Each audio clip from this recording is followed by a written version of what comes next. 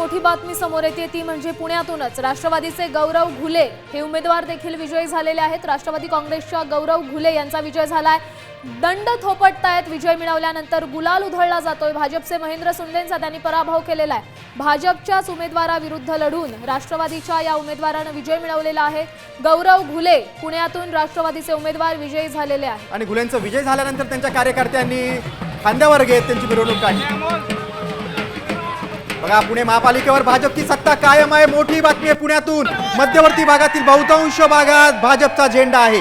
अजित पवारांना हा मोठा धक्का आहे। आतापर्यंत भाजपकडून 7 पॅनल विजयी झालेले आहेत। पुण्यात राष्ट्रवादीची जादू चाललीच नाही। दोन्ही राष्ट्रवादी काँग्रेस एकत्र आले होते। अजित पवारांची जादू चालली नाही। अजित पवारांनी जी आश्वासनं दिली होती त्याला देखील पुणेकर बोलले नाहीयेत।